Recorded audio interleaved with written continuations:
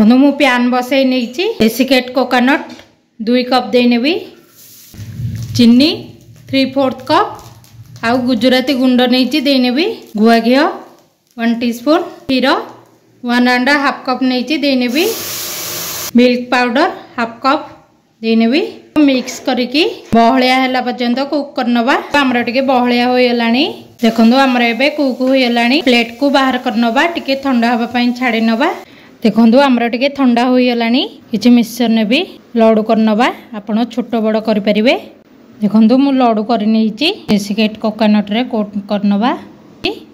मु गोटे प्लेट रे रखि नेबी एमिति आ सब तयारी करनेबी देखंदो हमर एबे प्रस्तुत होई जाईछि कोकोनट लड्डूटी आपण माने निहाती प्रस्तुत करिकी गणेश चतुर्थी रे पूजा करंतु एवं खांतु एटा खाइबा पई बहुत टेस्टी एवं यमी लगी थाए को मोर ए वीडियोटी पसंद आसी थाए लाइक कर देबे शेयर करिवे सब्सक्राइब करि नेबे पाखरे थिबा बेल आइकन को दबाई नेबे। धन्यवाद।